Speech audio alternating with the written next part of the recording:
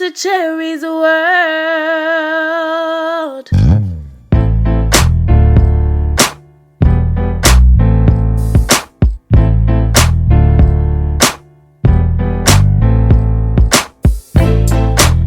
So I have a real treat for you guys today. I am kind of going to let you in on one of my friendships. His name is Mr. Farrah Gray. He is known as one of the most influential Black men in America. He is one of the top 5 best-selling Black authors in the world. He is a celebrity entrepreneur, and he's also a fashion designer. He happens to have the best heart and the most gorgeous smile of anybody you will ever see. This is Cherie's World. Question. Are you tired of unsanitary work facilities like restrooms, break rooms, maybe even sitting at your desk with your allergies flaring up because the dust all around you is so thick you can write your name in it? Well, look no more. The answers to all your needs is here.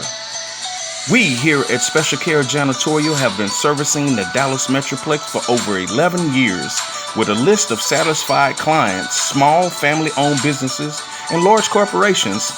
We stand on giving the type cleaning your mother would approve of. If you're seeking the cleaning with care, visit our website today at www.specialcarejanitorial.com or reach out to one of our consultants at 469-772-0164. And always remember, you're special because we care. Welcome to Cherie's world. All right, Cherie, before Farrah Gray calls in, just want to get your opinion on a few hot topics, a couple trending topics that's been happening. And also, let's start with what be going on in your Instagram inbox, like when people be sliding your DMs. No, my inbox is not really popping. I mean, I do need some attention, so I'm not over here like Aisha Curry. Y'all don't need to hit me up in my inbox to be good. But my inbox is full of people who want to commit suicide. And for some reason, they reach out to me. It scares the shit out of me. I'm not trained. Right. And I'm not politically correct. Right. So depending upon how I'm feeling at that time, I really have to watch what's going to come out of my mouth because I don't want somebody else's life in my hands. And I opened up my inbox today and there was a young man who just life wasn't going right, but I was trying to explain to him that there's always a better choice and everybody has bad days. And if we live upon, today, I promise you tomorrow might not be better, but in a couple of weeks, if you fight, it will. You know what? This is real tough for me. I think I might have told you about this. My wife's cousin committed suicide and she lived in LA. And then we talked to her mother and she said that they had to push back the funeral because they had like an overload of people killing themselves in LA. Somebody just killed herself in LA today. Going in your inbox sometimes is like getting raped because once you see stuff, you can't unsee it. You don't necessarily know what you're going to see. Yeah. There was a young man who was 30 years old. He climbed up on top of a crane over top of the subway and just let himself drop. So as I'm sitting there waiting to see what I'm going to watch, I just watched a young man lose his life. Wait, they sent that to you? They sent it in my inbox, and I didn't know what I was watching. I guess they're saying it's like the new thing all over YouTube. Oh, wow. Extremely heartbroken. Yeah. Because maybe one 10-minute conversation with him could have changed everything. Right. And you know what? Like, it's just about me growing up because when we first started the other podcast, oh, man, I feel like shit even telling you this story, but... No, Now, when I first started at General Motors, I was 19. I worked around a bunch of grown-ups, like a bunch of old-ass men. And I didn't never work in a factory like this before. So I was doing something, and the boss said, "You got to be the dumbest cocksucker I ever met. Why don't you just kill yourself and start over?" So it was just like, at the time I was pissed off. But then after a while, I just said, you know what, I'm going to make it a segment. I ended up making it a segment for our show. Then next thing you know, people just started killing themselves. Oh my So God. I started feeling guilty about it. And I said, I'm not going to use that no more. Everybody else still likes it. And I'm just like, and then my, a cousin of ours killed himself. It was just, I didn't know it was like a big thing like that. Cause like, what era I grew up in. We roasted each other. We made fun of each other. It was, nothing was serious like that. No, it was like, we talked to each other like that. I feel guilty right now. Like I told one of my exes, nigga, kill yourself and kick rocks. See? He's still one of my best friends. He wasn't going to kill himself. Right. But Just a different era. So I don't know. I don't know how to react to that kind of stuff.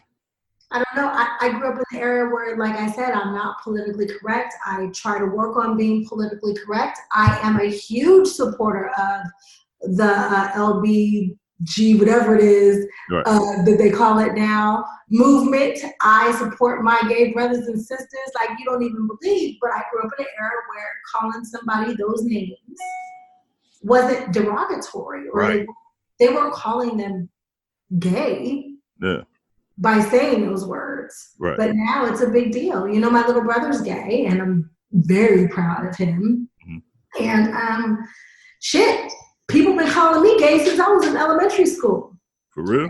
I've neither confirmed or denied. I like the females in my inbox just like I like the men in my inbox. Same.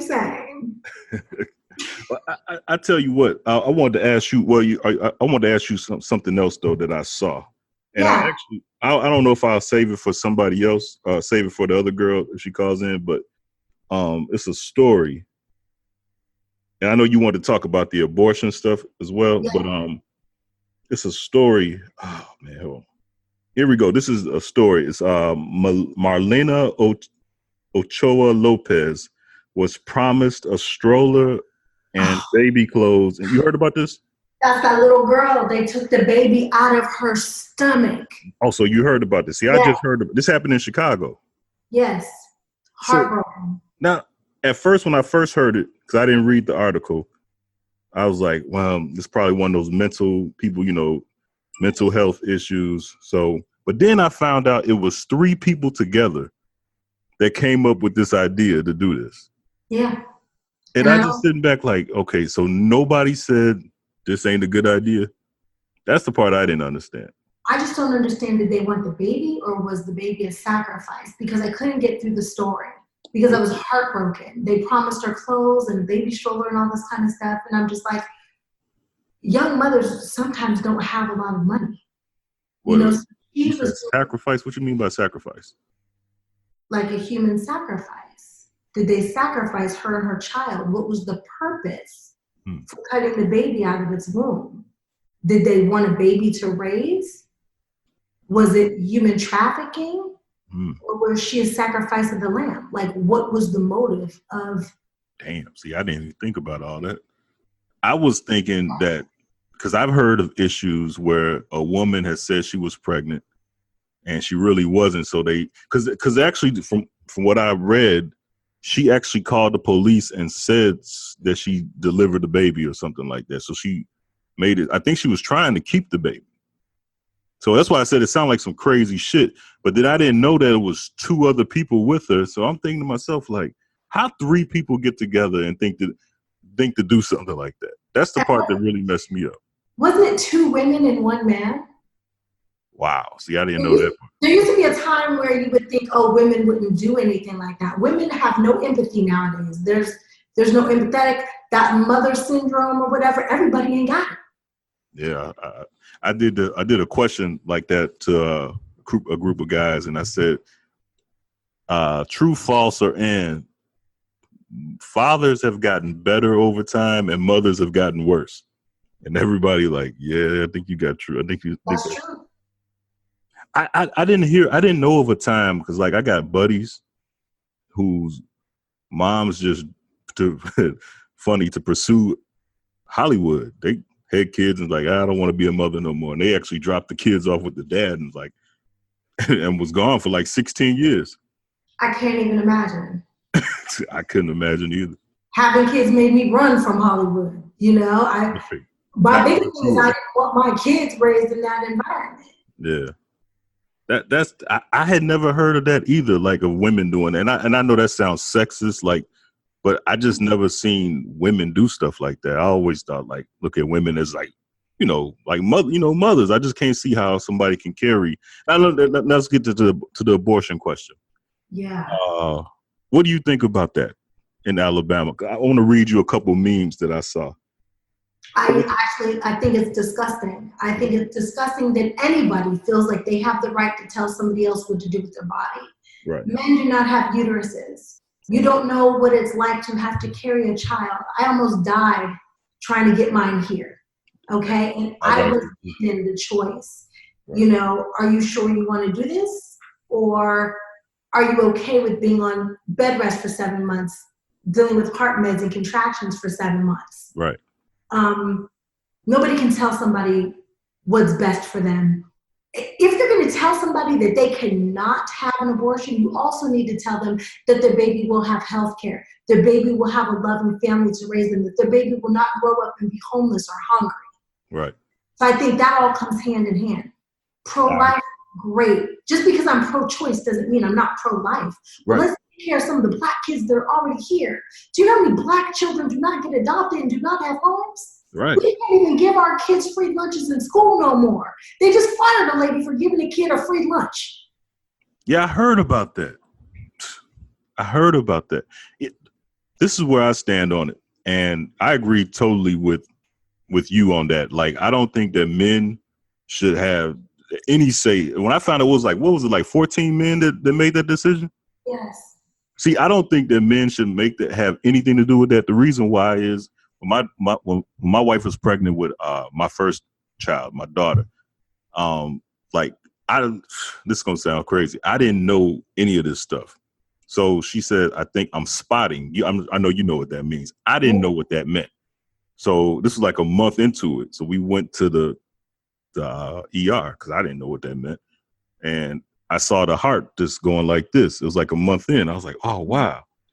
But the fact, so I knew that was life right there. But still, the fact that I didn't know nothing of what the doctors was talking about, lets me know that men, and I know there's other men just like me who's stupid just like me, we shouldn't be making decisions about any of that because we don't know. We don't know and understand. Just like you, my wife went through all that stuff, and I didn't do nothing. You know what I mean? So we shouldn't be making none of those decisions at all. I don't think we should make any of those decisions, have any say on that. Thank you. We don't know. Thank you. Men don't know. And so listen, they say men don't have a choice. Mm-hmm. Men do have a choice. You might not have a choice, but you have an option. Right. Many men don't stay there. How come we have so many fatherless children? Right. They say, well, you can put him on child support. That don't mean you're going to get no money. One of my homegirls actually gets $4.30 a month. Damn. What's that $4.30 going to do? I'd rather get nothing. Right. That's what she said. She said she feels like it's a direct slap in the face. I want to read you something, though, that all right, so I'm going to just tell you the whole thing. So 2 years ago, I started a He Too movement as a spoof on our podcast. And I didn't realize people take everything serious. So this listener didn't realize it was a spoof. But this is what he sent me. He said, hey, CB, can you add the women of Alabama to the He Too movement? This was on Instagram. He sent me a message. I said, explain your theory. So he said, to put it simply, under any circumstances, a man impregnates a woman, whether sober, drugged, or intoxicated, knowingly or unknowingly. If she chooses to have that baby, you are now a father and will take care of that baby financially. Now, the same system that will throw the father in jail if he didn't meet his obligations, aka man up, the same system is now telling these women, if you get pregnant, you can't and get an abortion. If you do, they will get locked up. So he says, I've been asking females how they feel about the ban to see how they feel about, but I explained how men have been subjected to this for years and they get quiet. What you think about that statement? First of all, I'm not going to get quiet. If a man doesn't want to have a baby, have a vasectomy. Use birth control. Put a condom on. Nobody is setting you up. I hear men all the time, oh, she got me. She set me up. No, nigga, you set yourself up the second you stuck your rod in here. And I'm sorry to be blatantly honest. You know you did it. I know you did it. I don't understand how it's the same. Now, he chose to do that, right? Sometimes men lie. They start with the condom on. Condoms disappear. Uh-huh. What happens to the woman who the condom disappears? She went into it thinking she was protected. She went into it thinking, he got my back, but he nutted in her anyway. Right. Or they both had a mistake and the condom breaks. True. And she thinks, well, it's not that weak. It's not possible. So I don't need to go get the morning after pill because there's only supposed to be a certain window when you're fertile. She doesn't go get her morning after pill. And then guess what? What? That's She's it. 2.5, 3 months pregnant before she knows it. And she don't even know where old Johnny is. Yeah. And that's why I said men shouldn't be making, because like you said, you telling me. What you think about this meme I saw on D.O. Hughley's social media? He said, breaking news. Women don't like the government forcing them to be mothers. They only want government to force men to be fathers. You know what? I think that there's something that should happen. When people get pregnant, I think there should be paperwork that's done. Okay. And men that don't want to be fathers can say, I am signing over my parental rights. The problem is men don't sign over their parental rights. They just don't want to pay for it. They want to come and go as they please. But if they would sit down when a kid was born and handle their business as men and say, I don't want to have anything to do with this kid. You decided to have this baby. It's on you. Let me sign away my parental rights. If you sign away your parental rights, I can't come after you for child support. Really? Really? I didn't know that. I didn't know that at all. How do you think it happens when women get married to a man, right? And then the man wants to adopt the child? Right. Yeah, that's true. The man wants to adopt the child. You are no longer financially responsible because some other man done adopted your child. That is true. Yeah. And I don't know if it works like that in every state. No, you're right. It does. But I'm sure there's a legal loophole where if you sign over your parental rights, you don't have to pay child support. But that doesn't mean you can come. What men do is they get pissed off. They got to pay a little $350 a month, right? Right. And then so they don't want nothing to do with their child for 3 years. And then they want to bring a birthday present. You want to buy a $20 birthday present at Target and show up like, Daddy loves you. That's not love, Daddy. Right. Because this baby had to eat. This baby needed health care. This baby needed formula, Pampers, clothes, and shelter. True. And Daddy want to show up every 3 years and take a birthday present and be Daddy of the year. That's not how this world works. What you think about this other meme I saw? How did abortions get banned faster than assault rifles? That's real. Yeah. What we really need, you want me to get really real? Yeah. Let's talk about terrorists. Yeah. The biggest terrorist that ever happened in the United States happens to be the white man. Why we don't ban them? Why they don't need extra certain papers to be here?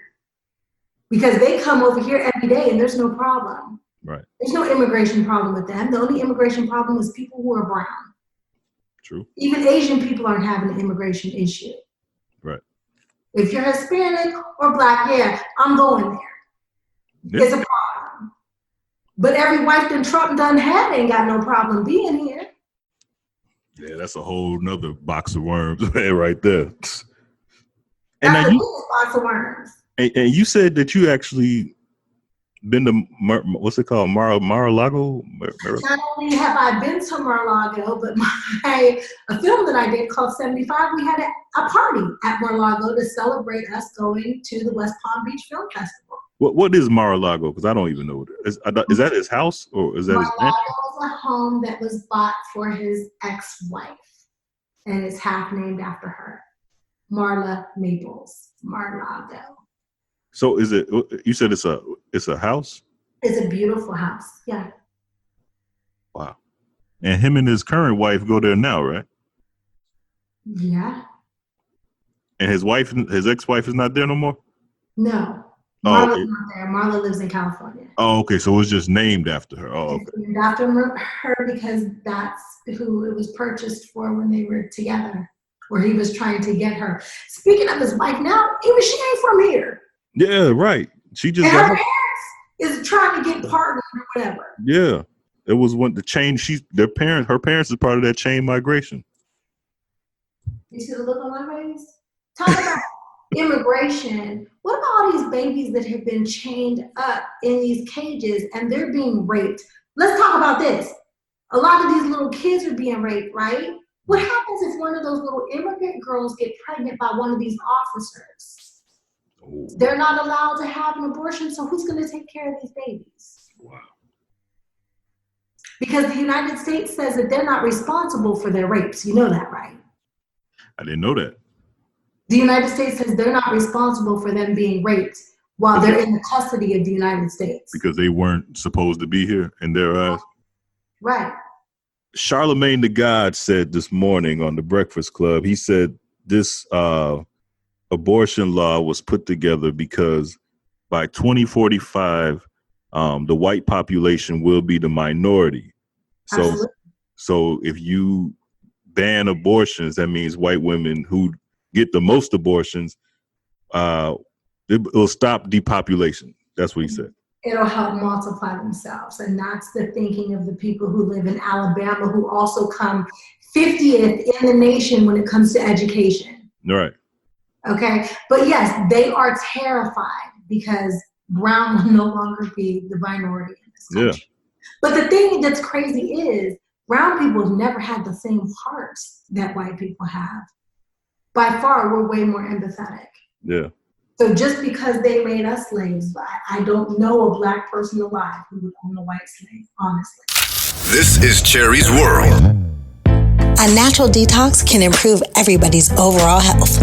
If you are suffering from obesity, high blood pressure, lupus, diabetes, fibromyalgia, diverticulitis, or if you need to improve your heart health, a natural detoxification can help you. Are you interested in some anti-aging or some Alzheimer's prevention? Hit us up at www.teamcherryj.com. Welcome to Cherie's World. Mr. Farrah Gray, thank you so much for being here with me today. Yeah, no doubt. That's so, yeah. One of the biggest things, and you started the interview off with us just having a conversation. You were like congratulating me and encouraging me. I noticed every interview you did, you always gave props to other people. Do you feel like gratitude is a window of abundance? I do. Here's why. I'm actually a fan of excellence and success. And a lot of people believe, especially if they've reached any level of success, they think it's always about them. And that we're so special. Because we're told we're special. We're told, the opportunities when people know who you are, all the way from restaurants being closed to opening up the kitchen for you, to the chief of police meeting you at the airport and giving you a police escort like you're fucking Barack Obama. So it's quite interesting that, people allow it to go to their head, and I don't, because I don't believe that I'm special. I believe that we were called to do special things. Many are called, few are chosen. And, as far as the compliments for you, it's true. It's truly a fact that, like I said, you represented, so well, Black people. And that's the key thing. As I would say to us, listen, don't act a goddamn fool, because one Black person somewhere can embarrass Black folks everywhere. Unfortunately, that's what they'll highlight. They will literally, you're not headline news until you fuck up. That's so true. That is so true. It's like, you didn't talk about none of this. You didn't talk about any of the positive things I've done. Let me be looking crazy. Let me have some false allegations. All of a sudden, bam, I'm headline news. Shit, I didn't know I was that important. But it's always important to exploit, and this is, of course, controversy when I look at the R. Kelly and Bill Cosby situation, and I have no sympathy for them whatsoever, especially R. Kelly, growing up in Chicago. Right. I heard these horror stories And if he is, in fact, as long as I believe in my heart that he is, I've been hearing these stories way before they hit the headlines, then let's go after everybody. And again, it's important to have the same energy. Absolutely. However, living in Vegas, everybody wants to praise Elvis Presley. Where's the accountability for Harvey Weinstein, Woody Allen? I mean, the list goes on and on. But what I've always said to brothers, and I had this experience when I spoke at the Potter's House, T.D. Jakes' church, and he said to me something very profound but simple. He said, this is after I spoke, he said, here's my phone number. He said, thank you for coming to speak. He said, and I want to be there for you.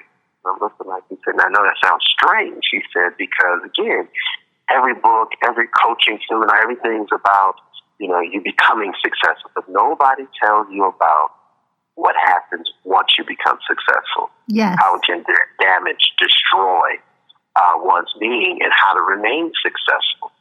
So one of the things that I think is so crucial is not allowing, like I said, yourself to think that you are, that you have white privilege.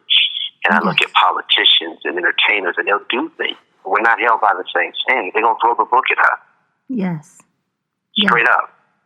So when you know that you are a target and there's an invisible target on your back, and I always say that we may not be at war, but we're definitely in a war. You may not be fighting, but you're in war. Absolutely. When I was looking and researching you last night, I was like, you know what? Everybody wants to be a millionaire, but nobody wants to put in the work. And then I asked you, what was your favorite book that you wrote? And you told me Realionaire, which I purchased on Amazon, and I'm waiting for it to be delivered to me on Monday. What is your definition of Realionaire? It's somebody who was rich from the inside out.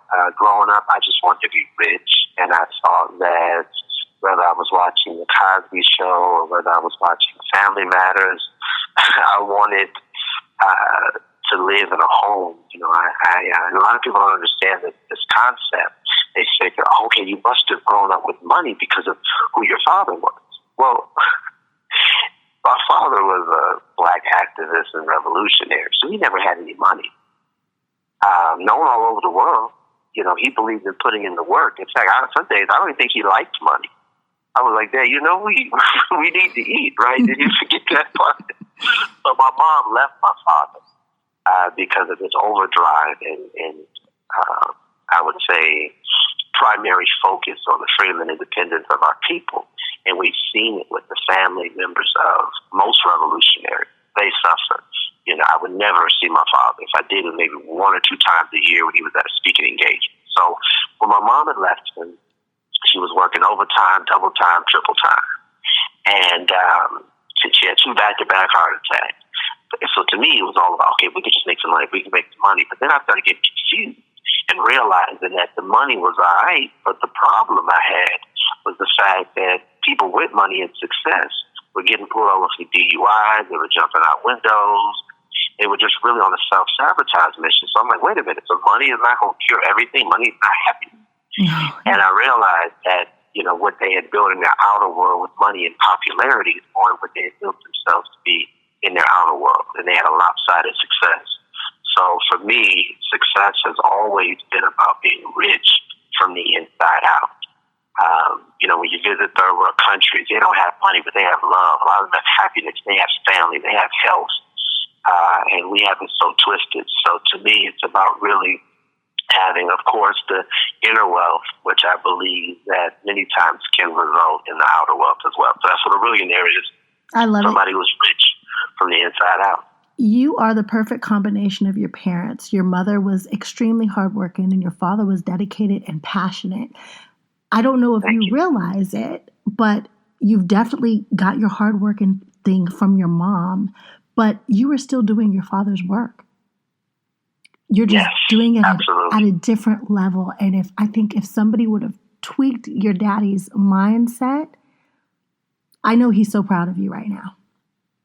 Well, what I'm so thankful for, honestly, is the fact, and I thank you for that, and I always ask myself daily, I'm like, did Dad smiling today? Oh, yes. But he got a chance to see at least a couple years before he passed He died when I was 16. And it was quite interesting because I hadn't seen him like all year. And I called him and I was like, look. He was like, uh-oh. I said, you get ready to get one of my lectures. I said, listen, you can't be out here saving the world and you ain't seen your own son in forever. I said, look, where you at? You in Atlanta? All right, I'm coming. I'm going to be there for a whole month. I'm going to set up. I'm going to get work done. And he was like, okay, all right, sounds good.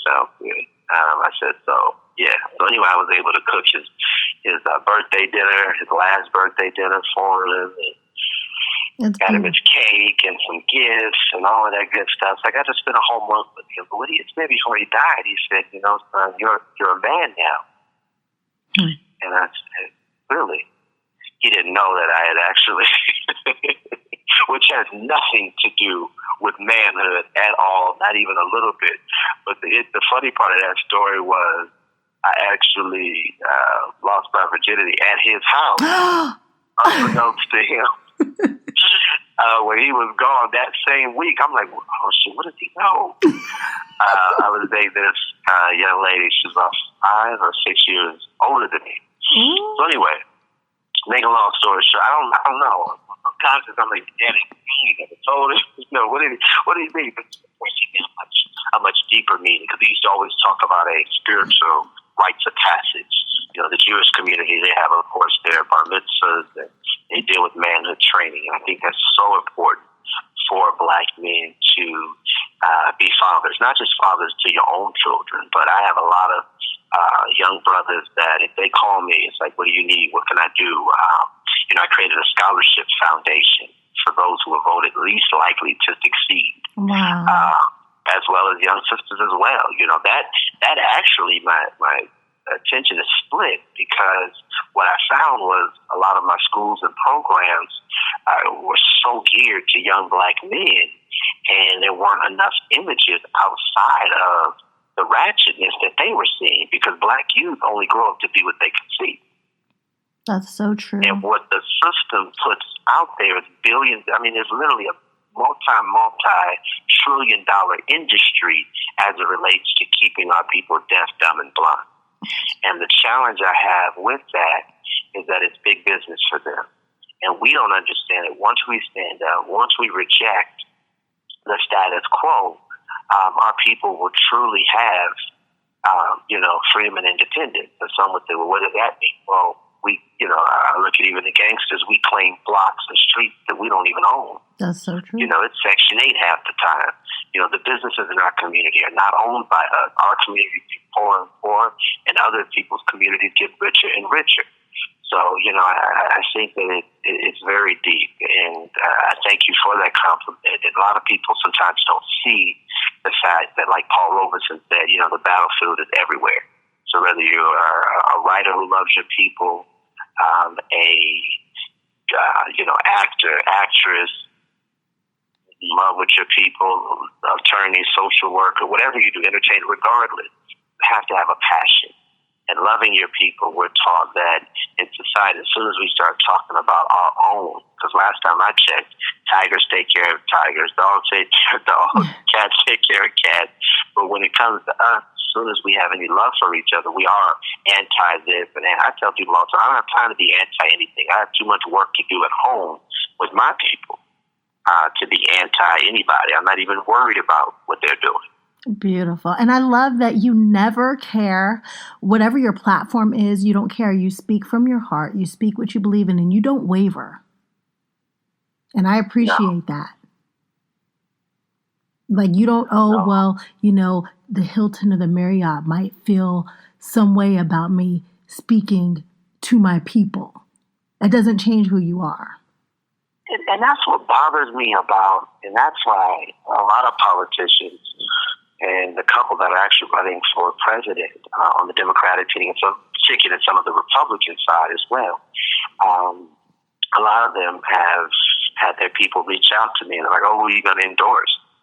I'm like, look, unless I see an agenda, especially with the Black politicians, I don't want to hear shit about voting for anybody that doesn't have a Black agenda. If you don't want to exercise the government agencies, if you don't want to discuss reparations, if you don't want to fix our community, one of the other businesses that I own a lot of property in the hood because I believe that we have to buy the block back. And the majority of the people I've been buying properties from, again, don't look like us. And they're slumlords versus landlords. Absolutely. And I encourage our people, and I also offer in-house financing. I don't want to just collect rent money from you. I have an opportunity where they can actually end up buying the property from me after they paid so much by way of rent, through land contracts, lease to own type situation. So, no, I believe that, so many of us have voted for politicians that didn't have, a black agenda. And so many of us are so, my dad and I actually used to talk about this.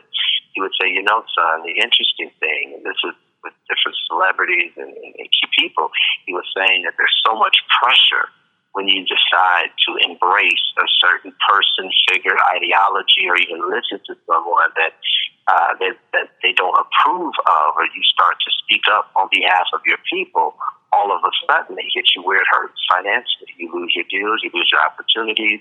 Hollywood won't call you back. They don't want to give you this part, that part. However, again, and I've seen you preach this as well, that we need to start becoming producers as well.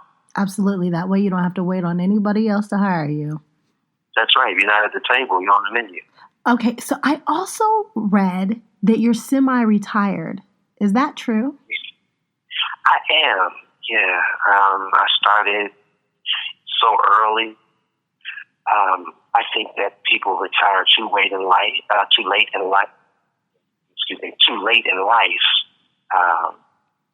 That it's important to retire as early as possible. So I'm semi-retired, but yeah, I enjoy the semi-retired life. Now, Just because I properly invested my money. I was gonna say you're semi-retired with like 7 businesses, though.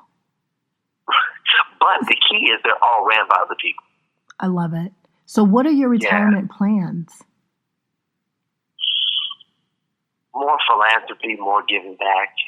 As they say, you never will find a Brinks truck following a hearse. You can't take it with you. So, I'm not leaving it to a cat or a dog.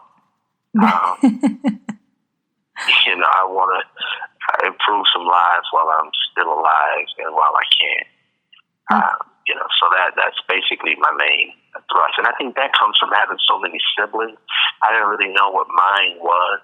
And I believe to whom much is given, much is required. It's important for us to, share gifts, resources. And that has been, maybe I might be wrong, maybe I give too much, but I don't think I would be right. And you have some people who don't give at all, still monetarily successful. And I think that's the difference. Most people look at success as, of course, monetarily, what you have.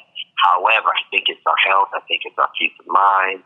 I think that it's being able to go to bed at night knowing, or even when we ultimately, make our transition, being able to say that I've made a contribution to society. I would say we should all be ashamed to die unless we made a contribution to society. Are we willing to leave this world better off than where we left it? Where we found it, for that matter. So I think that that's so important to give back, and a lot of people just don't see it that way. So my main focus in my retired is just enjoying life, living my best life, and through that is also being a catalyst and a resource for others. I love that. And I had one journalist ask me, "Isn't that like just a cop out for people who have money?" I said, "Well." I said, well, if the rest of the world would cop out like I'm copping out, I think the world would be a better place. So why don't we all cop out and get back? Let's try that and see how that goes. See how that improves the world. So people always have some bullshit to say. And, like I say, going back to you, it's extremely impressive that you have not lost yourself. You've been famous your entire life, and legendary fame at that. So one of these days, I might have to, switch over the recording and start interviewing you. Silly. Which I plan on possibly doing on live one day. I would love to do that with you. But it's silly because in the end of the day, what really is fame? Fame is given to be taken away, and it's just a word. It's so silly. I read that so I learned something about reading about you last night, that you believe that people invest in people first and the idea secondly. I know once people find out you have money, they come to you with everything. So can you explain to people the theory of what a good investor would be looking for and how you have to believe in the person before you believe in their idea? Absolutely. First and foremost, I believe that there's no idea dumb enough that you can't get at least 1 million people to buy it and buy into. So the idea is as relevant as the person to make it happen. In the world of venture capital, which I come from, we believe that you have to have a grade A team.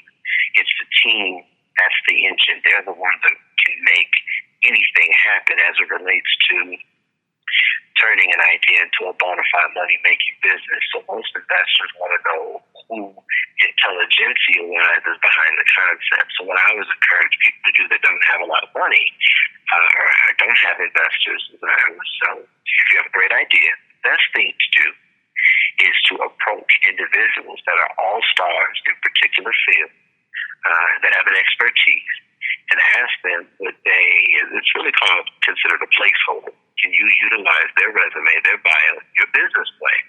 And you work out an agreement that if you are able to secure financing, would they come on board and fill that position at their desired salary compensation package? That way, when you walk in and you have credentials from individuals that can make literally anything work, then ultimately investors feel more confident, because a lot of great ideas don't go anywhere. Why? Because they don't have the right team behind them. When you look at whether we like him or not, it was Trump's business acumen. It was Mark Zuckerberg, and I don't like Trump at all. The alarming thing is I don't know who can beat him, which is another subject for another time right now, because he has fueled such hatred and encouraged such. I think he's awakened the KKK mentality. Absolutely. The alt-right mentality, to the point where it kind of hurts that I don't see anyone on the left that's really too many people. I see one or two. I take that back. I see at least maybe two that are running that will meet him where he needs to be met. And that was one of the things a lot of people say about my father. They're like, oh, man, Trump wouldn't be that loud if your father was still around. I say, yeah, but, they have a way of taking you out quickly. And, of course, my father died of quote-unquote mysterious circumstances, but we already know what that's about. Absolutely. They will take you out immediately. So I think there are other ways to address and to challenge what we see today. I think that overall, as it relates to, whether it be politics, like we talked about with the Black agenda, we talked about with being, pro-Black, I'm just really excited and looking towards and for somebody who's really going to have, our best interests at heart. And that's going to be quite interesting to see. Have you seen anybody as of yet? No, I keep flip-flopping in my mind. I'm looking at two people. I'm waiting to see what comes out of their mouth. It's going to be a real interesting next 6 months, I think. Yeah, and it's so early, too, so we got time. I hope so. You talk so much about how you believe in yourself. So you obviously believe in the power of manifestation, right? Yeah. Did you study The Secret? Was the whole theory introduced to you by somebody? How did you learn manifestation so early? It was. I was in the room listening to whether it be Malcolm X or Reverend Ike out in New York.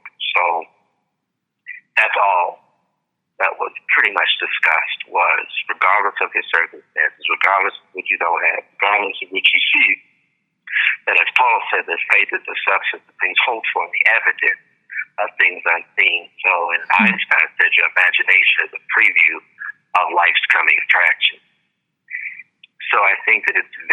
important to embrace the fact that a lot of times we get caught up in, well, I don't know how I'm going to make this happen, or I have no idea, or I'm not qualified enough, but people don't understand that God will use you regardless of your resume. He's not looking at your credentials. Absolutely. So therefore, if there is something that you and your heart desires to make happen, it's possible. And I would say it's amazing what you can accomplish when you don't know what you can't do yet. That means you can't tell yourself, I can't do this, or I don't think I'll be able to do that. Just like a child. I mean, they have a limitless imagination. I don't know. I don't know how old I was until I finally given up on being able to fly one day. Jumping off the couch, with a sheet, like, damn, that didn't work. Let me try it this way. So again, I think that we lose our child spirit too early, and that's what hurts us in life and in success. We allow the negative noise of society to basically, push us, and then we figure out, I can't because of what? Never allow anyone, as one of the greats of our time once said, never allow anyone's perception of you to become your reality. Would you like to advertise on Cherie's World and have your product placed on Cherie's social media for the world to see? Email us now at cheriesworldpodcast@gmail.com for low introductory rates.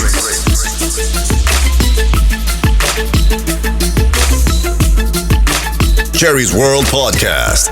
Get heard. That's so, you know what? It's so weird. Everyone that I've spoke to who is fairly successful, everybody has manifested their life, including myself. I never thought I couldn't. I was told that I couldn't, but I thought they were lying to me. I thought they were lying to me. I was like, you don't know me. You don't know what I possess inside myself. Right.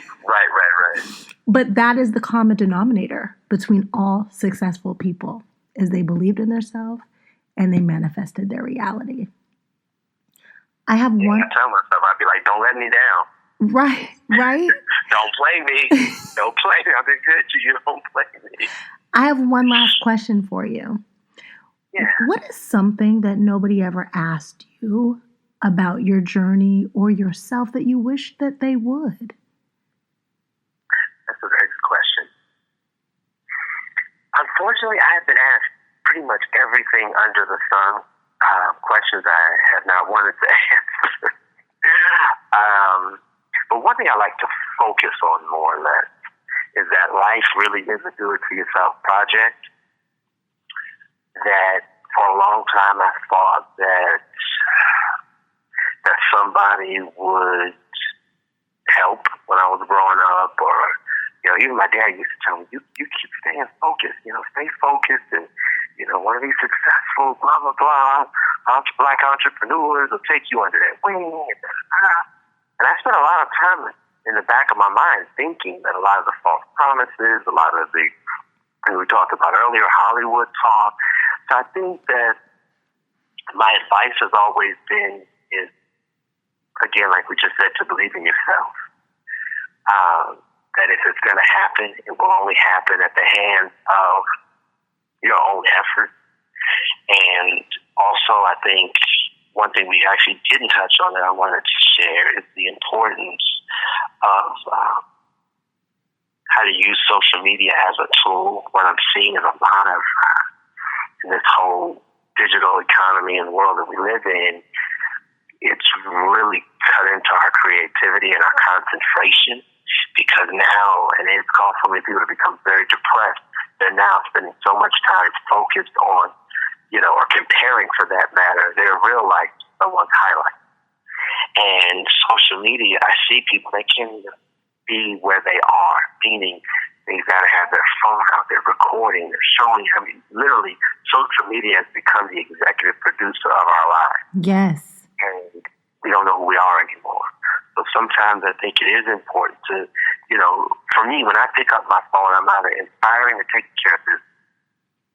Every now and then I might find myself getting lost, because, you go on there, you're looking at this and looking at that, but it's very rare. Either I'm inspiring or taking care of business. And I think that we've gotten so caught up in the like. Before we wanted the person in front of us to like us, but now we want the world to like us. We we need that attention. And attention is the new currency. More people want to get paid attention than they do actually as it relates to getting paid these days. So that would be more of a warning. That I haven't gotten a chance to talk about much of the damage that social media has done at the hands of the fact that social media is a machine. It's not really built for people. It's an algorithm. It's a system. There's no personal touch. It's all about us being content providers and being, staying rather hungry and starving for attention. So, the old saying goes, R.I.P., rest in peace, for everybody dying for attention. Yes. And I've even seen with your social media, I don't even think you posted it, because sometimes I have to go to your page, like, what? She's helping people lose weight, she's inspiring, where is something? All right, let me go like this. Yeah. And I can always tell when someone's a giver when you look at their page. I don't have a lot of selfies. I take pictures. Everybody always says, where's the picture of you? I'm like, I don't really do that anymore. Like, I have pictures of my daughter, but I'm not sitting around taking selfies of myself. That's kind of weird. It is, and it feels. And I only do it that there are people looking for it. Yeah. They do look for it. And lately, like, people always say, why don't you comb your hair or put on makeup? And I say, because that's not who I am. You guys got used to a character. This is not a character social media page. This is my social media page. So you asked for a selfie. I gave you one of what I really look like. And people are stuck. Thank you so much. Well, I mean, authenticity of even Cardi B, we love her because of the fact that she's real. You are literally in the world versus her commercial. Yeah, absolutely. But she's a little bit too real for me. She's a lot wilder than I could ever imagine being. She's looking functional. That's who she is. Yeah. Definitely. Thank you so much for your time. I know that you're busy, and for you to give me your whole morning really means a lot to me. Not just professionally for the interview, but personally, because I love you and you don't even know it. Well, I love you too, and I look forward to meeting you one day, face to face. And let's connect very soon. And thank you for interviewing me and allowing me a platform, in an avenue and potential genre and readers that wouldn't even know anything about me. So thank you for allowing me to spread my economic evangelism further. The floor is yours, love. All right, thank you. Before we started recording, you had said that you asked a few people, well, is this guy a fashion designer? Well, prophetically, you are correct now. I actually am a fashion designer. Love it. And so you must have seen it before I saw it, right? Love it. I'm telling you, baby, you and those jackets. I'm an East Coast girl. I'm from Pittsburgh, so I believe in coats and jackets and blazers, and you be killing them blazers. Thank you. So the new line is called Farrah Gray Couture, and truly excited, made history. Just did and again, this was a very bold, strong statement that I wanted to make, especially in light of the blatant disrespect as relates to Gucci, to the Black community, and still their lack of sensitivity and the BS statement that they mentioned diversity throughout, but didn't even mention, I didn't see it, maybe I need to read it again, but I didn't see them address the African American community or our wounds directly. It was those buzzwords, and diversity being one of them. I love what an associate of mine, she sponsored a show I was a part of for many years, Melody Hobson, through the Area Capital Management Fund, who was also George Lucas's wife. But she actually spearheaded, which I was more impressed with what she did as it relates to her outreach with Starbucks and the Black community by making them shut down all of their stores. and making them train the staff on race relations, sensitivity, how to approach the Black community, how to respect our dollars. Because who we give our dollars to is who we give our power to, as one of the great of our time once said. So we don't realize that, being really what I call one of the top 20 richest nations in the world would really be us when we look at our buying power of over $1 trillion. So I wanted to communicate the importance. When you look at the Asian community, their dollar stays in their community for 30 days. When you look at the Jewish community, the dollar stays in their community for 20 days, whites in general by 17, and us 6 hours.